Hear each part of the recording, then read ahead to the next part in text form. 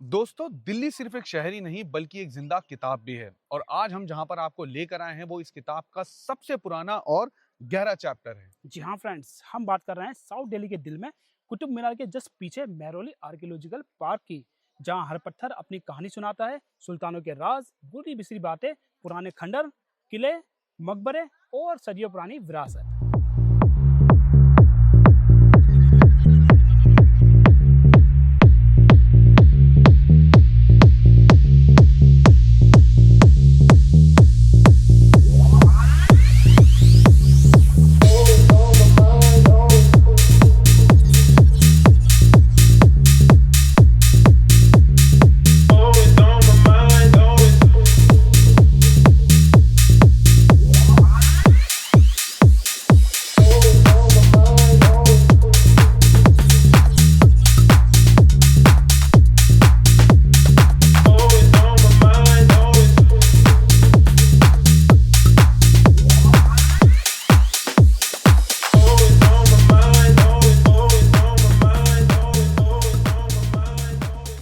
हाय, मैं हूँ एंडी, पेशे से एक physio.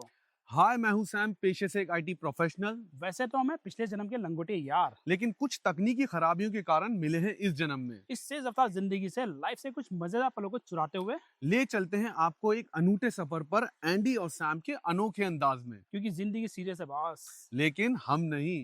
Welcome to our YouTube channel Andy and Sam, the fun travellers.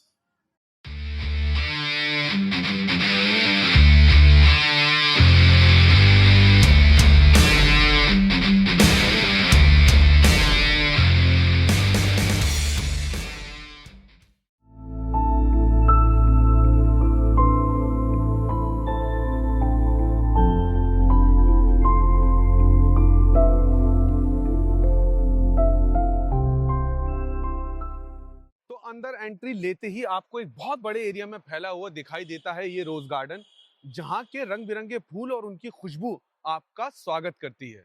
पुरानी दीवारों और ऐतिहासिक स्ट्रक्चर्स के बीच मानो ये रोज गार्डन सदियों पुरानी कहानियों के बीच अपनी मुस्कुराहट बिखेरे हुए हैं। और क्या क्या क्या अरे भाई क्या! क्या आपको पता है कि ये जगह एक जमाने में हनीमून डेस्टिनेशन हुआ करती थी? और कैसे एक गुलाम इंसान दिल्ली सल्तनत का एक पावरफुल सुल्तान बन गया। इन सभी बातों को जानने के लिए इस वीडियो को अंत तक देखें, क्योंकि ये सभी बातें इस जगह से जुड़ी हुई हैं।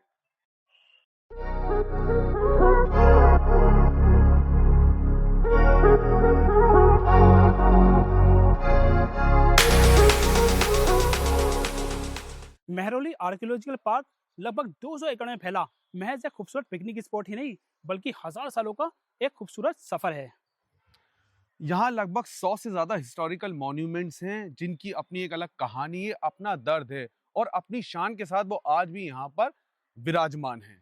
और ये दिल्ली का इकलौता ऐसा इलाका है जहाँ 1000 साल तक जिंदगी बसी रही, बिना रुके बिना थमे। यहाँ टॉमर्स और राजपूत से लेकर खिलजी, तुगलक, लोधी और फिर मुगल एम्पायर ने शासन किया, और अंत में ब्रिटिश एम्पायर ने भी इस जगह पर अपनी छाप छोड़ी।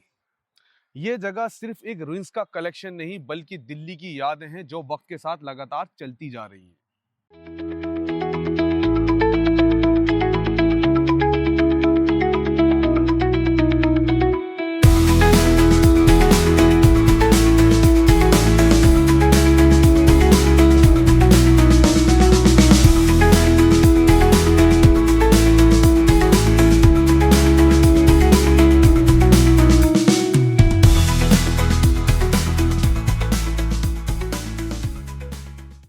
तो आइए अब आपको ले चलते हैं आर्कियोलॉजिकल पार्क में स्थित कुली खान टूम की ओर। ये कुली खान था कौन? भाई आदम खां का छोटा भाई। जी हाँ, आदम। भाई, अब ये आदम खान कौन था यार? अरे महामंगा का बेटा। महामंगा। अच्छा, हाँ मुझे याद आया, वही महामंगा आंटी जोधा अकबर मूवी मैंने देखी थी, जिसने अकबर का पालन पोषण किया था। एग्जैक्टली। भाई लेकिन एक बात बता, महामंगा आंटी ने तो अकबर का पालन पोषण किया था, फिर अकबर ने उसके बेटे आदम खान को 2 बार क्यों पिघवा के मरवा दिया था? भाई ये सब राजनीति है। दरअसल उस जमाने में अकबर के दरबार में अकबर ने अपने फेवरेट जनरल अतगा खां को वकील यानी एडवाइजर नियुक्त कर दिया था। इस बात पर महामंगा चढ़ गई, तो बस बदले के प्रतिशोध में उनके बेटे आदम खान ने अतगा खां का मर्डर कर दिया। बस फिर क्या था, इसके ऊपर बादशाह जो है अकबर चिढ़ गए और उन्होंने बस हुक्म दिया कि इसको आदम खां को उछाल दो यहाँ से। पहली बार फेंका, बच गया, दोबारा फेंकवाया, चला गया। अरे प्रभु, बहुत हो गया इतिहास भाई, चल 2026 में चलते हैं।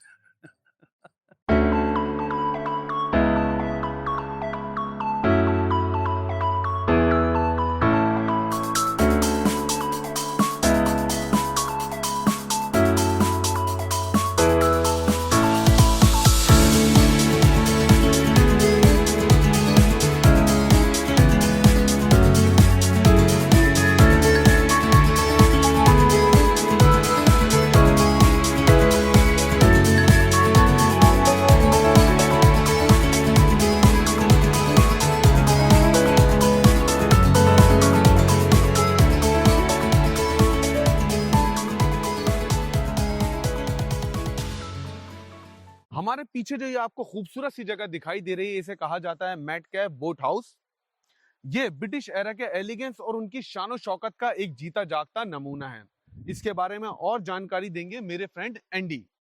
दरअसल 19वीं शताब्दी के शुरुआती दौर में सर थॉमस मेटकेफ, जो कि ब्रिटिश गवर्नमेंट के एक सीनियर एजेंट हुआ करते थे, उन्होंने इस जगह को गवर्नमेंट से लीज पर लिया था। अक्सर मेटकेफ बरसाती सीजन इसी जगह पर गुजारा करते थे और कुली खान के मकबरे के फर्स्ट फ्लोर पर रहा करते थे, जहां से बरसात के दिनों में वो खिड़की से बाहर झांककर दिल्ली की बरसात का मजा लिया करते थे।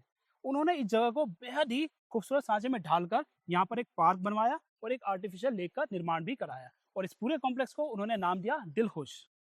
वाह, दिल खुश, इस नाम से ही पता लगता है कि दिल को खुश कर देने वाली जगह। और इसी दिल को खुश कर देने वाली जगह पर सर थॉमस मेटकेफ अपने ब्रिटिश गेस्ट को इनवाइट किया करते थे, दिल्ली के कुछ एलीट लोगों को और ईस्ट इंडिया कंपनी के बड़े अधिकारियों को यहाँ पर बुलाकर पार्टी शार्टी का मजा लिया करते थे।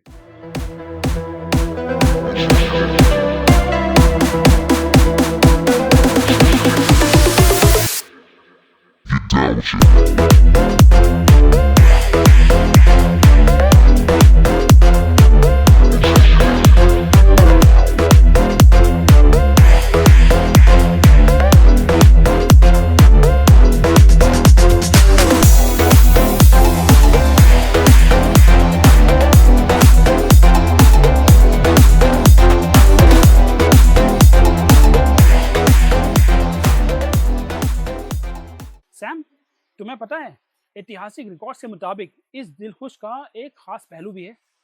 ज्ञानी बाबा एंडी, दरअसल सर थॉमस मेटकेफ इस जगह को न्यूलीवेड यूरोपियन कपल को हनीमून के लिए रेंट पर दिया करते थे। इस तरह से ये उस दौर का एक हेरिटेज हनीमून रिट्रीट बन चुका था।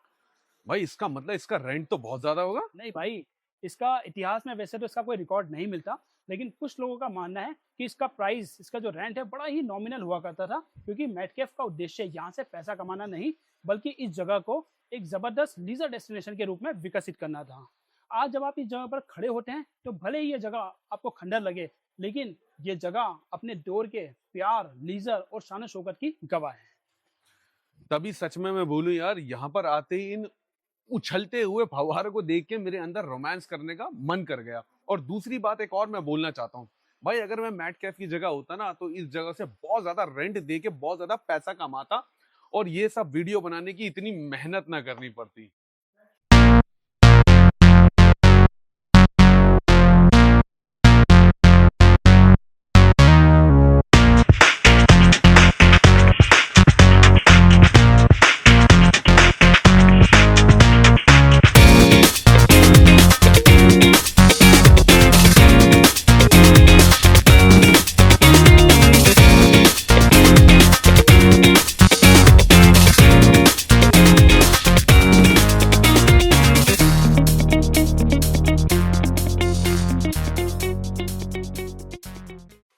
सैम, ये क्या जगह है?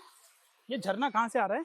क्या है ये? भाई ये झरना सीधा ऊपर किले से, आप जो रूम बना हुआ उसके बाथरूम से अटैच है। एक्चुअली इसके पीछे का इतिहास अगर आप देखेंगे तो पुरानी महारानियां जो है बहुत आलसी हुआ करती थी, आपको पता है। तो आलस के चक्कर में वो अपने बच्चों को, छोटे छोटे बच्चों को ऊपर से लुढ़का दिया करती थी और वहीं रगड़ते, छिलते, धुलते नीचे जाके पानी से अच्छे से नहा लिया करते थे। और कभी कभी तो उन बेचारों के बम भी छिल जाया करते थे। इसीलिए आप देखेंगे इस पानी के अंदर बहुत सारी जड़ी बूटियां मिलाया करती थी, जिससे उनके बम जो है वो जख्म हील हो जाएं। देखिए आज भी उन जड़ी बूटियों के अवशेष मैं देख सकता हूँ सैम। बिल्कुल।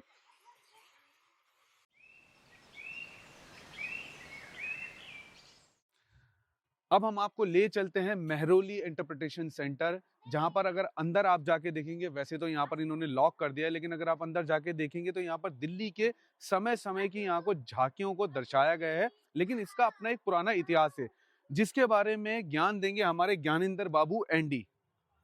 ज्ञान क्या, बस अगर सिंपली बताऊं तो ये जगह अगर आपको ध्यान हो फ्रेंड्स, मैंने आपको बताया था जो मैट कैफ ने जो अपना दिलखुश बनाया था जहां पर वो यूरोपियन कपल को जगह रेंट पर दिया करते थे। दरअसल ये वही कॉटेजेस हैं, ये वही कमरे हैं जहां पर यूरोपियन कपल्स रुका करते थे और अपने हनीमून को एंजॉय किया करते थे।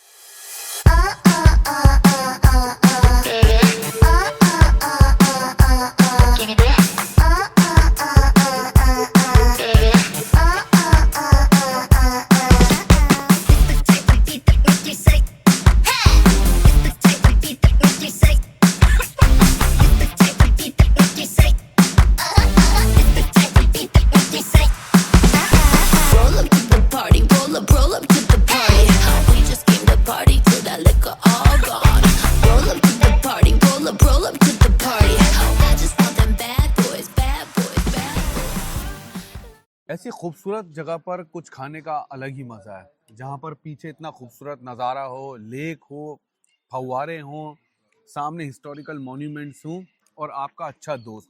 खाने का अपना मजा है।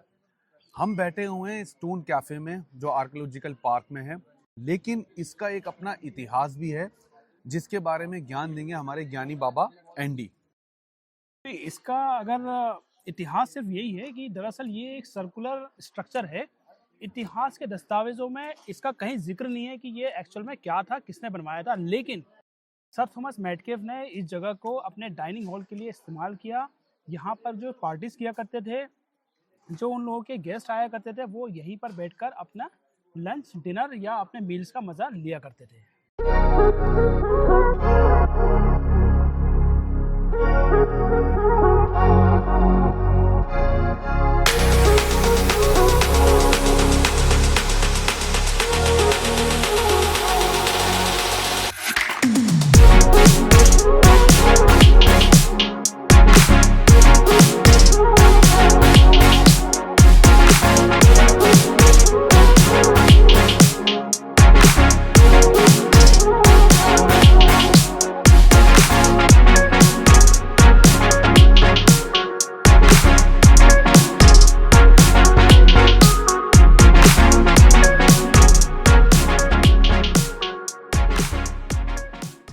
राजो की बावली मेहरौली आर्कियोलॉजिकल पार्क में स्थित एक 16वीं शताब्दी की शानदार बावली है, जिसका निर्माण दौलत खान ने कराया था। राजो शब्द राजमिस्त्री यानी कि मेसन से लिया गया है। यहाँ पर काम करने वाले राजमजदूर और क्राफ्टमैन यही काम करते थे और यहीं रहा करते थे, इसीलिए इस बावली का नाम राजो की बावली रखा गया। ये बावली उस दौर में महज एक पानी का ही सोर्स नहीं हुआ करता था, बल्कि ये लोगों के लिए एक सोशल स्पेस प्रोवाइड करता था, जहाँ लोग शाम को आकर बातचीत किया करते थे, मिलना मिलाना किया करते थे और गर्मियों में ठंडी ठंडी शाम का मजा लिया करते थे। आज भी अगर आप इस बावली के थोड़ा नीचे जाएं, नजदीक जाएं, तो यहाँ पर आपको टेम्परेचर के अंदर चेंजेस फील होते हैं, मानो आज भी ये बावली अपना काम कर रही है।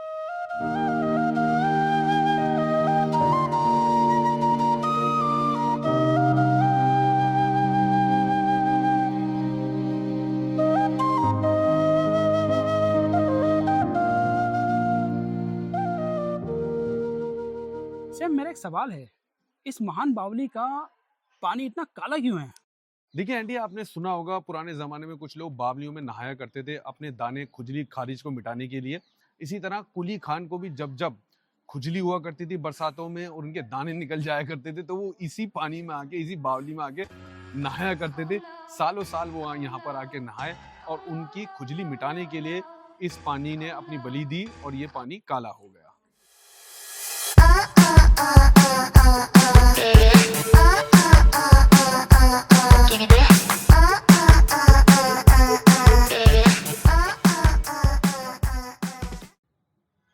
जमाली कमाली मस्जिद आर्कियोलॉजिकल पार्क में स्थित एक मस्जिद है जो 16वीं शताब्दी के मुगल आर्किटेक्चर को दर्शाती है। इस जगह का नाम जमाली, जो कि उस दौर के एक फेमस सूफी सेंट और पुरोहित हुआ करते थे, उनके नाम पर रखा गया है, जिन्होंने अपनी ज़िंदगी का एक बड़ा हिस्सा इसी जगह पर व्यतीत किया। और साथ ही उनके परम मित्र कमाली के साथ मिलकर इस जगह को जमाली कमाली के नाम से पहचान मिली।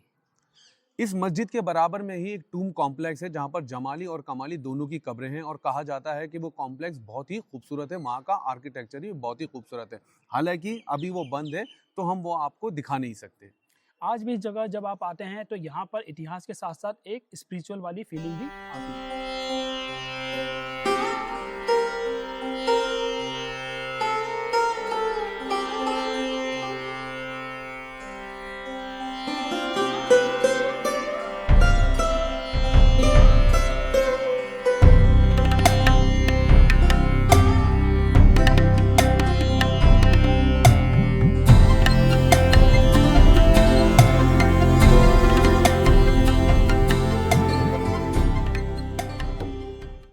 दोस्तों अभी हम जिस जगह खड़े हैं हमारे पीछे आप देख सकते हैं, इसे टूम ऑफ बलबन कहा जाता है। हालांकि इस जगह को बहुत ही कम एक्सप्लोर किया जाता है। ये मकबरा है 13वीं शताब्दी के एक पावरफुल सुल्तान गयासुद्दीन बलबन का। हालांकि इस टाइम अगर देखा जाए तो ये जर्जर हालत में दिखाई दे रही है। बिल्कुल ठीक कहा एंडी आपने, हालांकि ये बहुत ही जर्जर हालत में है, लेकिन इस जगह का अपना एक इतिहास है। दोस्तों दिलचस्प बात यह है कि बलबन टोम की डिस्कवरी 20वीं शताब्दी के मिड में हुई और उससे पहले यह जगह इतिहास के पन्नों में कहीं गुमसी हो गई थी। और एंडी मैंने तो ये भी सुना है कि बलबन की लाइफ अपने आप में एक एक्स्ट्रा ऑर्डिनरी जर्नी भी रही है। बिल्कुल सही कहा सैम। बलबन दरअसल सेंट्रल एशिया के एक तुर्क थे जिन्हें 55 में ही मंगोलों ने गुलाम बना लिया था और बाद में उन्हें दिल्ली लाकर बेचा गया। यहाँ पर दिल्ली के सुल्तान इल्तुतमिश ने उन्हें खरीदा और अपने दरबार में शामिल किया, जहाँ पर वो पानी पिलाने का काम किया करते थे। लेकिन अपनी डिसिप्लिन, लॉयल्टी और अपने इंटेलिजेंस के दम पर धीरे धीरे बलबन ऊपर उठने लगे और जल्द ही वो राजा इल्तुतमिश के पर्सनल अटेंडेंट बन गए और कुछ टाइम के बाद राजा के फेमस ट्रूप चिलगानी यानी कि 40 बेस्ट योद्धाओं का समूह उसमें शामिल हो गए और बस वहीं से उनकी पॉलिटिकल जर्नी शुरू हुई और धीरे धीरे वो कुछ टाइम के बाद दिल्ली के एक पावरफुल सुल्तान के रूप में उभरे। और इंटरेस्टिंग बात यह है कि इतने पावरफुल सुल्तान होते हुए भी उन्होंने अपने लिए एक बहुत ही सिंपल टूम का निर्माण कराया। किसी तरह का कोई तामझाम नहीं, कोई मार्बल नहीं, किसी तरह की कोई कार्विंग नहीं। बिल्कुल सही कहा एंडी आपने, हालांकि वो जगह बिल्कुल जर्जर है, बिल्कुल खंडर है, लेकिन आज भी जब आप उस जगह पे खड़े होते हो तो वो जगह चीख चीख के बयान करती है उस इंसान की कहानी जिसने सफर तय किया गुलामी से लेकर सुल्तान बनने तक का।